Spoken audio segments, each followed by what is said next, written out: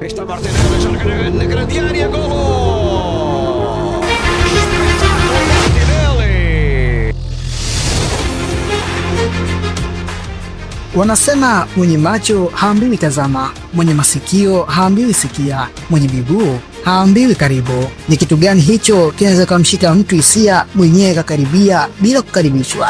Huu ni mchezo wa mpira wa miguu, mchezo unaoshika hisia za watu, mchezo wa soka, mchezo unaokutanisha watu pamoja. Kituo ni katika jiji la Budapest nchini Hungary kwenda kuishuhudia fainali ambayo itawakutanisha mabingwa wawili, bingwa kutoka Ligue 1 na bingwa kutoka EPL. Hapa nawazungumzia PSG dhidi ya Arsenal. Hapa nawazungumzia mabingwa kutoka ligi mbili tofauti. Hapa ninaizungumzia fainali ya UEFA, fainali itakayokutanisha mabingwa hawa wawili. Ila kwanza tuangalie historia zao tokea walipoanza kukutana mabingwa hawa wawili. Hapa ni PSG dhidi ya Arsenal.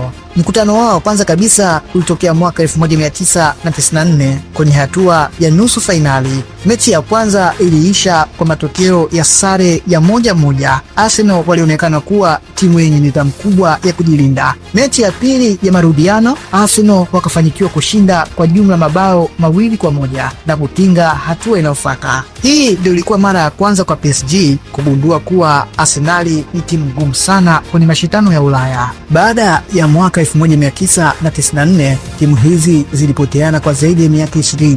PSG walikuwa bado hawajawa matajiri wakubwa wa Ulaya, na hata hivyo hakukuwa na ushindani mkubwa kati yao. Lakini ilipofika mwaka 2016 mambo yakabadilika, ushindani ukarudi. Septemba 13 ya mwaka 2016 wakakutana tena. PSG walifanikiwa kupata goli la mapema kupitia Edinson Cavani, lakini Arsenal walisawazisha kupitia Alex Sanchez. Mechi hii ilikuwa kali sana kiasi kwamba kila timu ilitoka huku ikiwa na kadi nyekundu. Mechi ya pili ya marudiano ilifanyika Novemba 23 ya mwaka huo huo 2016. Awamu hiyo wakamaliza tena na sare ya magoli 2-2. Hii ilikuwa moja ya mechi ya kusisimua zaidi kati yao. Oliver Giroud alifunga goli, Marco Verratti akajifunga. PSG wakarudi tena, Arsenal wakasawazisha. Hakuna aliyekubali kushindwa. Baada ya mechi hizi mbili, Arsenal walionekana kuwa na uimara mkubwa, PSG walionekana kuwa na ubunifu mkubwa zaidi, lakini bado hakuna aliyekuwa bora zaidi ya mwenzake.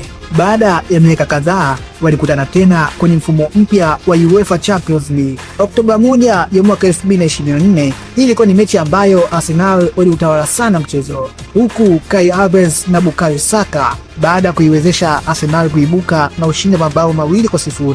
Mamilioni ya mashabiki waliamini kuwa Arsenal wamekuwa timu mpya kabisa. PSG walionekana dhaifu sana siku hiyo, lakini huo haukuwa mwisho wa story.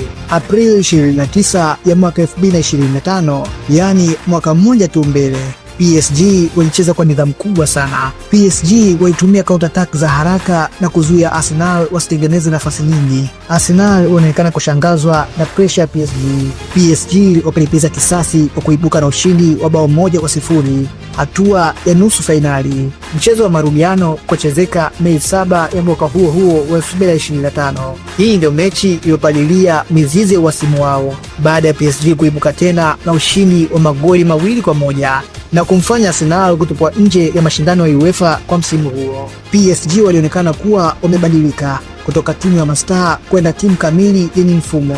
Mpaka sasa wamekutana mara 7 kwenye mashindano rasmi ya Ulaya. Arsenal wakishinda 2, PSG wakishinda 2. Arsenal wamefunga mabao 8 huku PSG wamefunga mabao 7. Hakuna timu iliyomzidi mwenzake waziwazi. Kila mmoja ana maumivu yake, kila mmoja ana kisasi chake.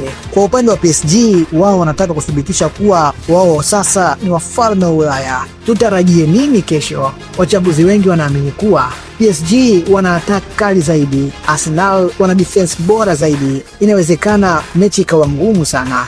Bao la kwanza likaamua mchezo, tukapata extra time au hata tukafika hatua za penalti. Lakini kitu kimoja kina uhakika, kesho tutajionea sura mpya ya historia ya soka la Ulaya.